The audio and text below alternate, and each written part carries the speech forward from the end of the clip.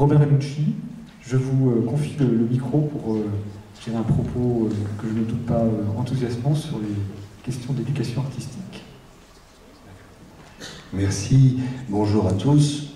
Je suis très heureux de passer ce moment avec vous et sous le signe du partenariat. Voilà. Nous sentons bien que nous sommes des partenaires, de fait. Ce que j'entends bien sûr, c'est sous le signe de deux mythes, d'ailleurs. D'un côté, celui de Sisyphe, quand vous parlez de Marie-Christine Bordeaux et du livre « L'éternel retour de l'éducation artistique », c'est-à-dire ces éternelles questions qui font que l'on pousse cette pierre jusqu'au sommet, et puis régulièrement, elle redescend un peu, peut-être pas jusqu'au sol, mais il faut à nouveau réunir ces énergies très matérielles, au fond, pour remonter la pente.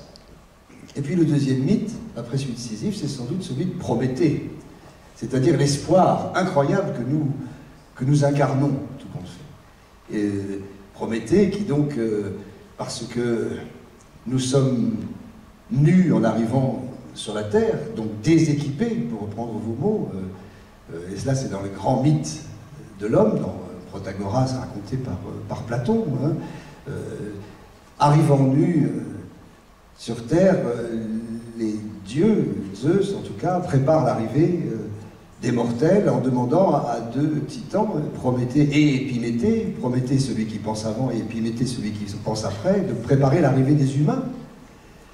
Et il va donc confier cette tâche à ses deux frères, et l'un, celui qui pense après, décide d'agir, et puis va donner tous les éléments des équipements hein, de ce moment-là, voilà, la fourrure, les griffes, les défenses, toutes les défenses pour vivre, celles mêmes dont vous parlez pour le petit enfant, qui continue à naître nu, tout autant dans l'humanité dans laquelle nous sommes, avec tous les progrès que nous avons construits, à être aussi nu que naissait l'enfant il y a quelques milliers ou millions d'années.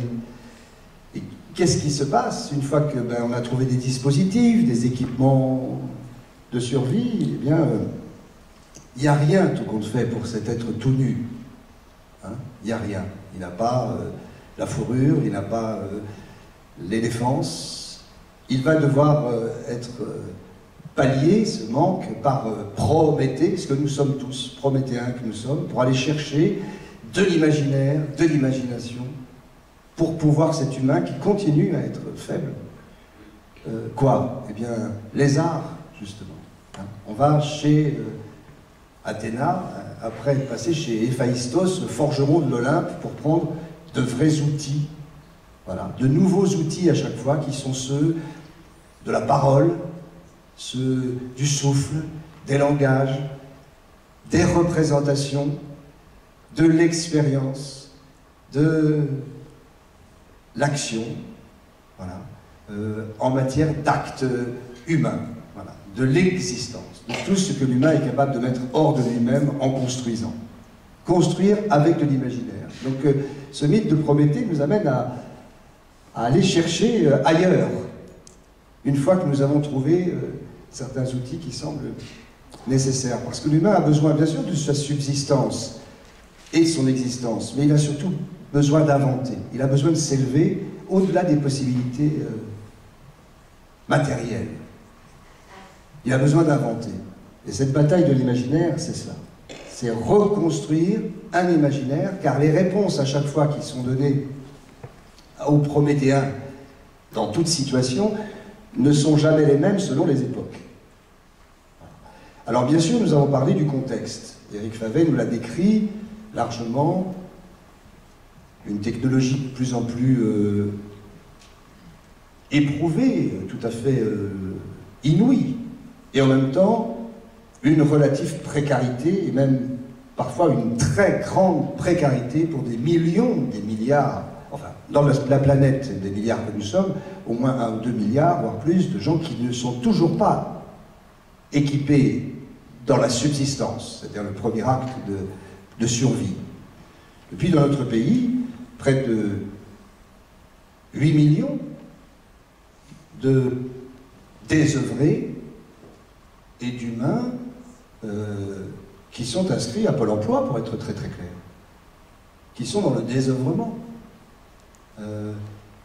Des centaines de milliers de gens qui sont totalement dans la rue et qui n'auront même pas la couverture, pour être très schématique, de ce que les animaux ont pu recevoir de Épiméthée.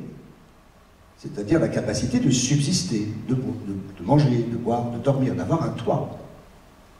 Dans notre pays, au moment où nous parlons d'une manière très très générale et d'une manière républicaine de l'avenir prométhéen qu'il faut construire, s'ajoute à cette précarité présente une évolution très très rapide. Vous le savez bien, pour certains élus que vous êtes, et puis nous-mêmes qui vivons dans ce rythme, celui de la mondialisation. C'est-à-dire dans notre pays, en gros, 25 métropoles qui se préparent à contenir à peu près 40% de la population, qui sont les personnes actives, qui sont donc évaluées, inscrites au PIB, hein, qui sont les producteurs de quelque chose, 40% en France. Ce qui sous-entend 60% d'humains qui n'ont pas pris le train de cette, ou qui ne vont pas prendre le train de cette mondialisation. 60% qui sont, pour certains, appelés les invisibles. Je pense à Pierre Rosanvallon qui les nomme de cette manière. Près de 60% de nos concitoyens qui ne vivront pas ou qui ne vivent pas dans les 25 grandes métropoles et qui ne bénéficieront pas de l'élan, hein, de ce rythme de la mondialisation dans lequel nous entrons. Alors les territoires comptent évidemment énormément, il y a une immense disparité, ça va de fait, ça va de soi. Alors c'est de là dont nous parlons, hein, pour le contexte très général, et la transformation dans laquelle nous sommes en train d'entrer. Alors, bien sûr, c'est un monde qui est segmenté, qui est divisé. Lorsqu'on pense au temps de l'enfant dont Éric Favet parlait tout à l'heure, lorsqu'il y a autant de temps passé sur les écrans, sur la télévision, sur toutes ces industries de programmes, hein, qui sont organisées pour nos enfants et qui vont souvent être utiles, très très souvent, tout dépend de ce que l'on recherche, évidemment, et en même temps peuvent détricoter complètement ce que ce temps relativement égal est celui de l'école, du temps de l'élévation, du temps de la construction de soi, du temps de la possibilité d'aller jusqu'au sommet de ces possibilités, si l'on est dans le terme de l'élévation. Et ce temps de l'école qui est un temps de l'attente, un temps qui n'est pas un temps de production de la compétition dans laquelle le monde est par ailleurs, hein, ce temps de l'école, de la scolée, hein, de l'otium, du temps de l'attente, qui n'est pas celui du négocium, qui sera pour plus tard, il est très souvent menacé par les industries et de programmes qui viennent détricoter ce que nous tentons de faire tous les jours. Ça encore, c'est le contexte. Comment parler d'élévation lorsque par ailleurs, c'est un rabaissement dont il est question dans le temps qui est passé devant des industries du signe, hein, qui viennent abîmer l'univers symbolique dans lequel l'enfant peut rentrer. Alors renforcer l'univers symbolique, c'est sans doute le projet. C'est sans doute le projet, puisque la symbolicité, encore une fois, c'est cette capacité d'imaginaire, cette capacité d'invention, cette capacité d'esprit singulier également, où chacun est moteur, et il ne l'est que par la présence de l'autre. Il ne l'est que parce qu'il y a un projet commun qui est de compter sur l'autre. Si le lieu de l'école est également le lieu de la compétitivité comme celui de la vie, comme celui de l'entreprise, puisque c'est comme ça qu'on l'appelle, qui est souvent celui de la jungle, tel qu'il nous est exprimé, et on a décomplexé ce langage en disant, bah oui, la vie c'est une jungle, et l'entreprise, c'est la compétition, c'est le libre marché, c'est le marché, c'est la richesse matérielle. Qu'est-ce que le temps de l'école qui devrait justement être autre chose, qui pourrait être le temps de la singularité, celui de l'éclosion de chacun jusqu'au sommet de ses possibilités, comptant sur sa singularité, c'est-à-dire sa capacité d'être un être unique. D'être unique, non interchangeable, non remplaçable, comme c'est le cas dans l'autre monde. Alors cette schizophrénie presque dans laquelle nous sommes, c'est de cela dont il faut se prémunir, être dans la capacité d'agir. Alors, agir ensemble, c'est une possibilité essentielle, c'est ce qui nous a toujours été dit. Là, face à la compétitivité, à la compétition effrénée, trouver du projet en commun. En ce sens, la question de compter sur l'autre, par l'éducation artistique et culturelle, c'est une grande possibilité de réflexion, en effet. À condition que nous parlions de cette pratique qui consiste à faire avec, faire ensemble, être dans le partage, être dans l'invention, dans le projet, ce pro qui est là, cette protension, cette capacité de voir quelque chose tous ensemble pour le construire. Je dois tout à l'école. C'est pour ça que j'ai envie d'être très optimiste. Il ne s'agit pas non plus d'être pessimiste par ailleurs, c'est simplement une réalité. Pour ce qui est de ma part, je suis très heureux et de vivre dans ce monde et d'avoir eu cette chance-là. Quoi? Eh bien qu'en maternelle, il y ait eu un vrai projet d'établissement dans mon école. C'était en 1960. Donc nous ne sommes pas en train d'inventer quelque chose à zéro. Ça veut dire qu'il y a déjà dans notre parcours une quantité de possibilités. Madame Martin, tous les jours, nous faisait en maternelle construire une case africaine avec sa classe. On disposait tous les petits outils, toutes les petites organisations. C'était un projet éducatif.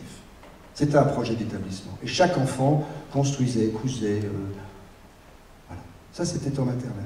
Ensuite, en primaire, c'est la venue dans la classe d'Isotherme et Thermostat, qui étaient deux clowns. Isotherme, Thermostat. Deux clowns qui entrent dans la classe, avec une histoire, dont je me souviens maintenant qu'elle parlait des genres. Il y avait Thermostat, qui régulait un petit peu, Isotherme, qui était toujours un tout petit peu en ébullition. Voilà. Perruque rouge, un peu sexiste, mais c'était à propos de cela, je m'en souviens très bien. Ce qui m'a donné ensuite envie de reprendre ce petit travail-là, et ce travail donc de l'épreuve du spectacle, parce que c'est voir des clowns dans la classe, en primaire, c'était sous le préau, c'était un acte formidable. Ça aussi, c'était dû au chef d'établissement et à l'enseignant qui avait organisé cela.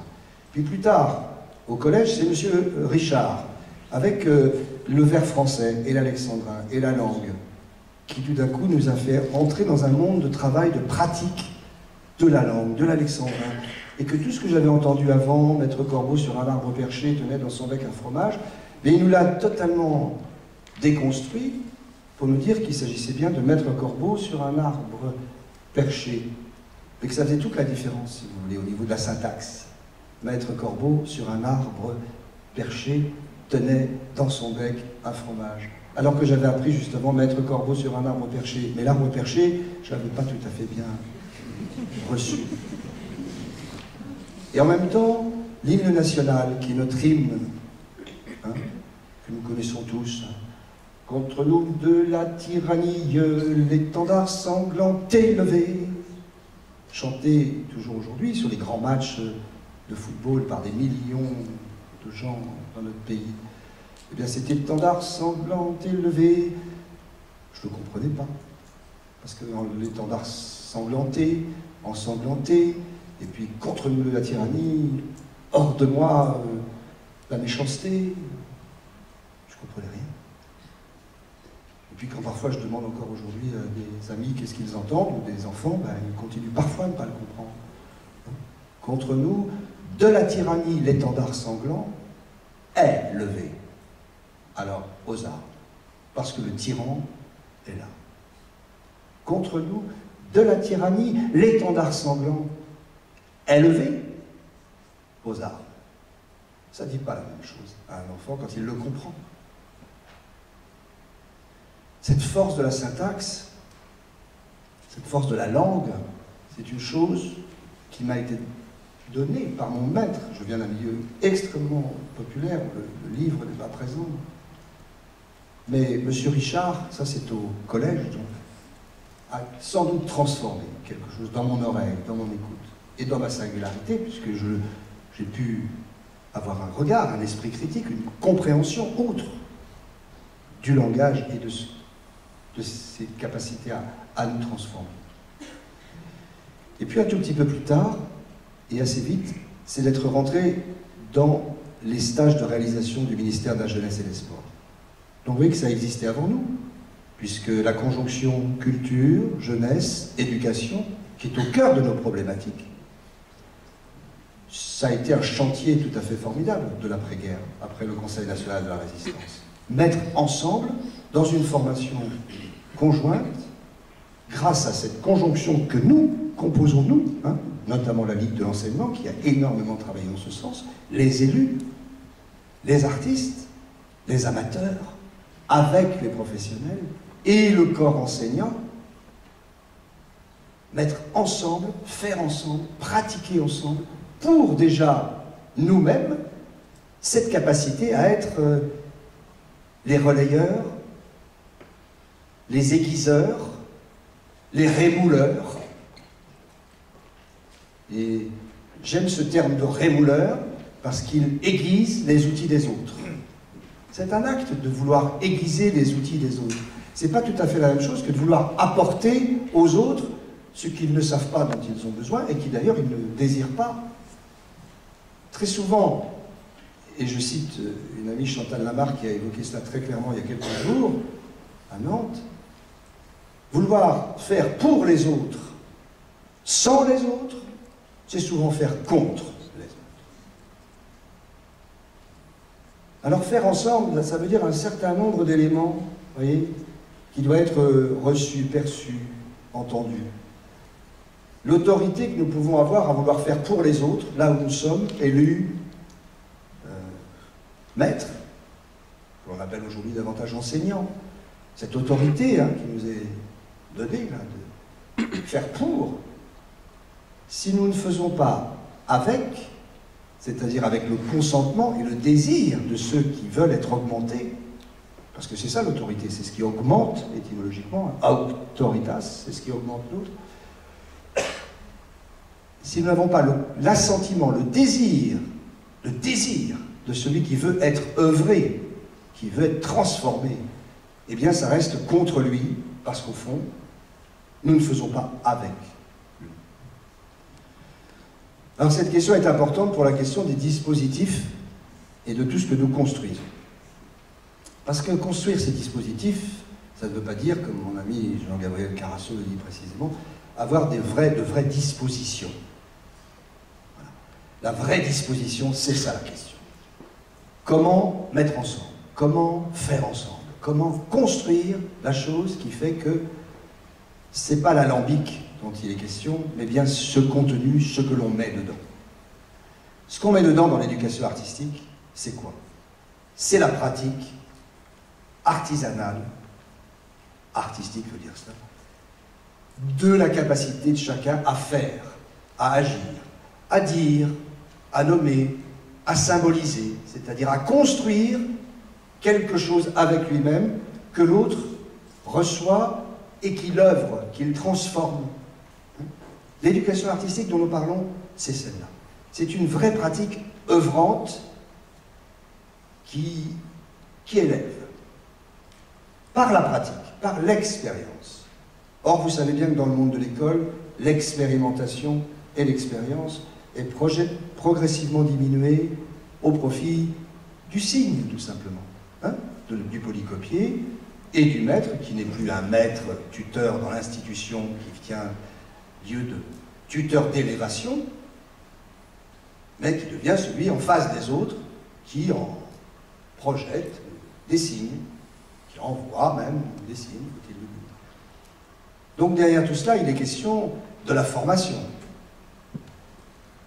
Nous venons de parler de l'école, de la formation. La formation de ses maîtres. Vous savez tout aussi bien que moi combien elle a été menacée ces temps derniers. Avec les IUFM, qu'il faut sans doute profondément réformer, absolument.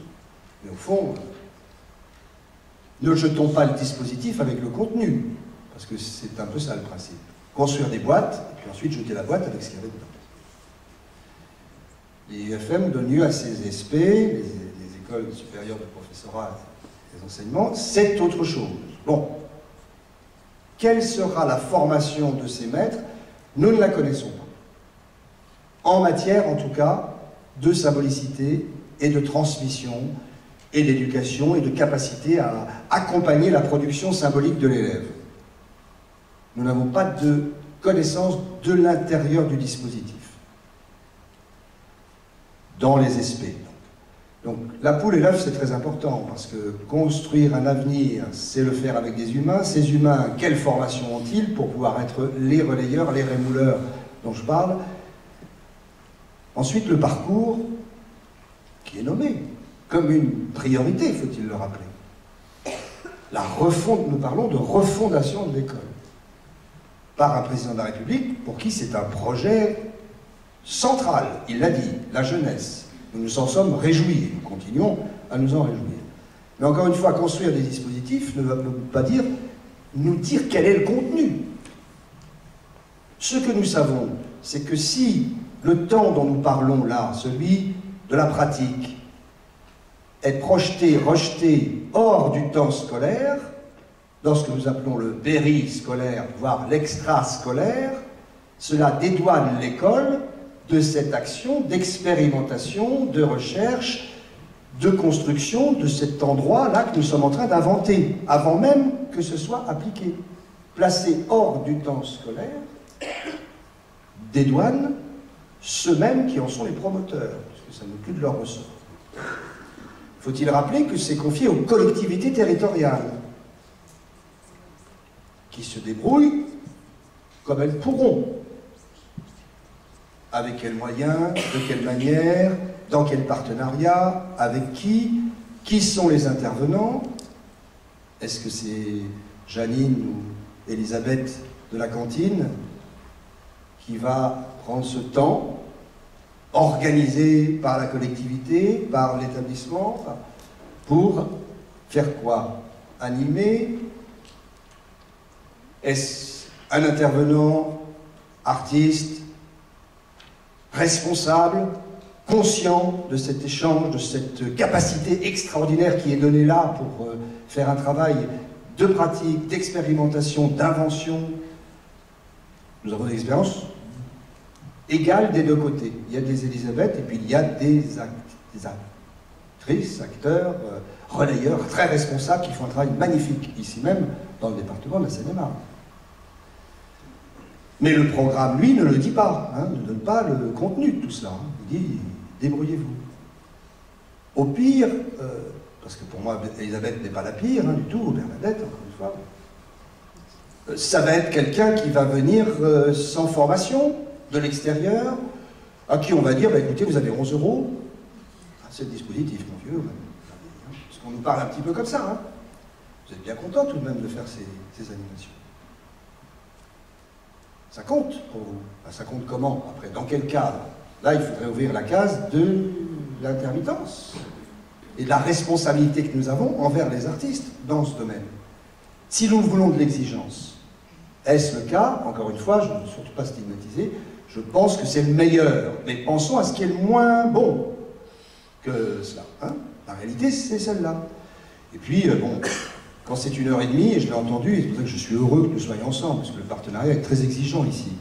Il y a des endroits où c'est 1 heure, où il faut habiller, déshabiller, et on sait très bien, nous savons ce que sont les enfants, pour savoir qu'au fond, tout ça, c'est mis hors de l'école, un dispositif est là, qu'est-ce qui peut se passer? Ben, c'est qu'on le fasse sauter le dispositif, avec le contenu. Et ce moment crucial de la question de l'éducation artistique et culturelle, qui depuis Condorcet, relayé par les uns et les autres, évidemment, Jean Massé, la Ligue, les associations d'éducation populaire, Christiane Faure et le ministère de l'Éducation populaire et de la jeunesse et des sports, l'éducation nationale, cet ensemble, toutes ces associations qui ont travaillé depuis des années, qui ont des savoir-faire formidables, finissent par être un peu usées. Les associations, ce même ministère de l'Éducation nationale, qui semble très élancé, très nombreux en effectif, lorsqu'il diminue de 50, voire de 75% l'été dernier, les subventions aux associations qui sont les relayeurs avec les collectivités territoriales, avec le corps de cette complémentarité des uns et des autres, il y a là une antinomie, une dichotomie, une séparation totale entre les actes et les mots. Parce que abîmer une association de 50 à 75% dans son budget, surtout annoncé au mois de juillet, c'est totalement déstructurer complètement quelque chose qui parfois existe depuis des années pour une petite commune, pour un territoire.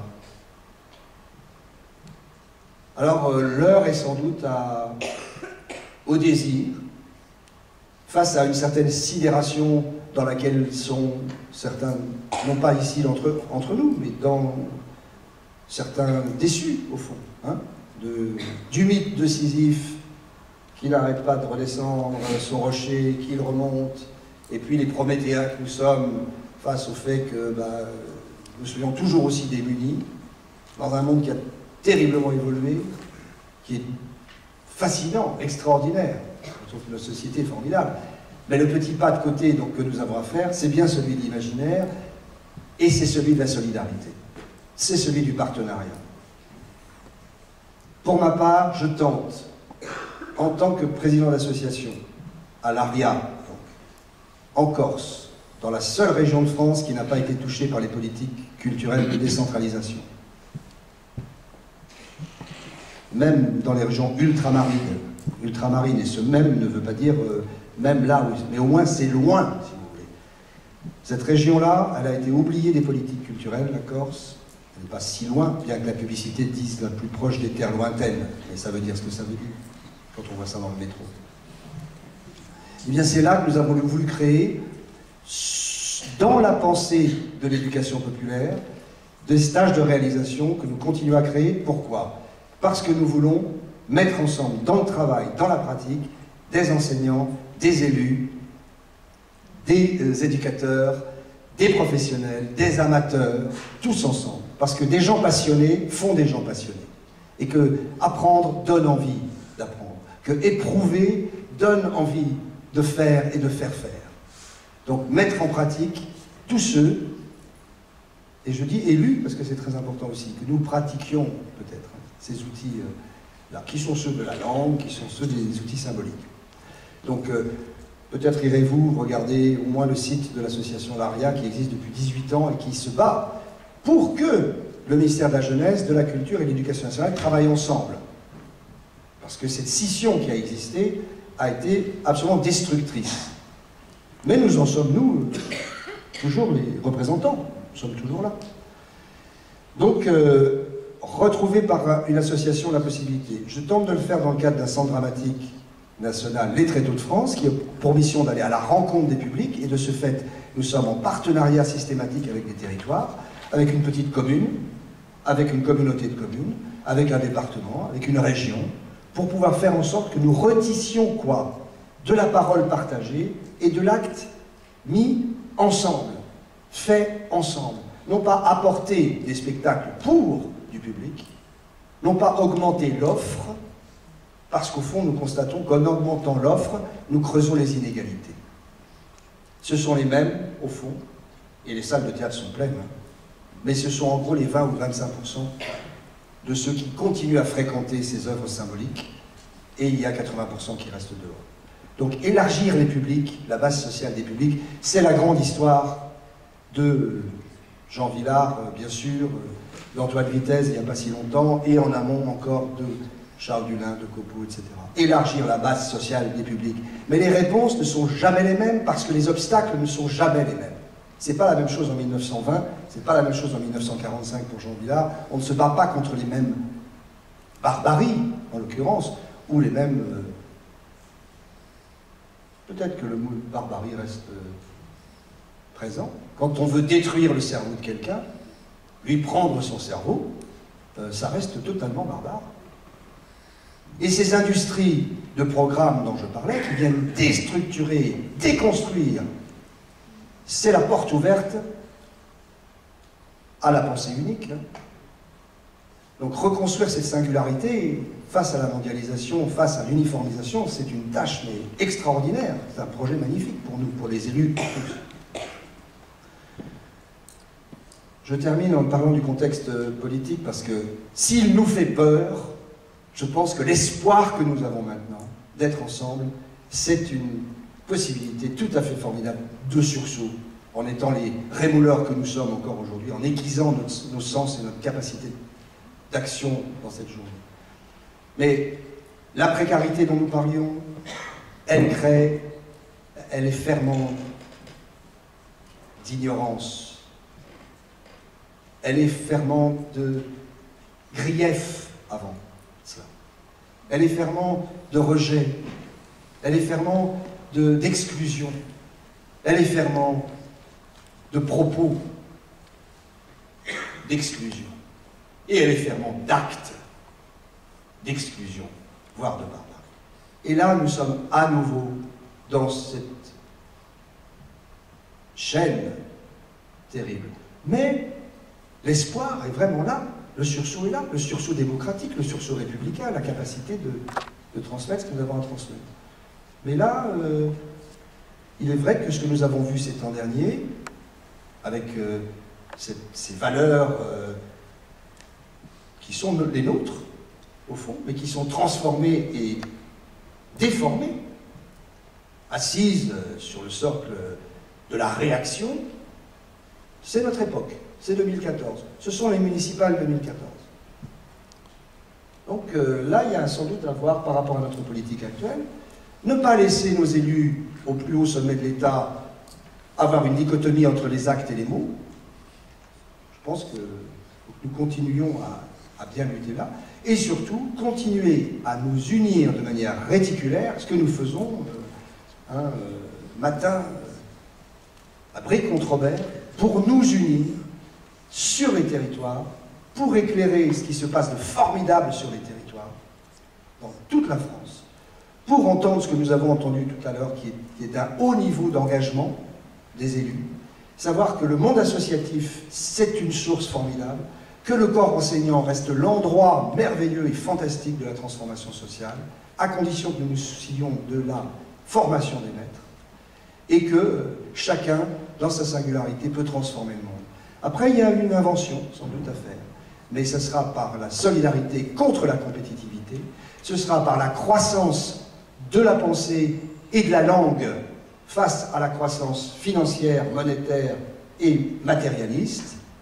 Ça sera par, en effet, Prométhée qui va chercher le feu et qui va chercher les arts et la pratique des arts pour inventer quelque chose.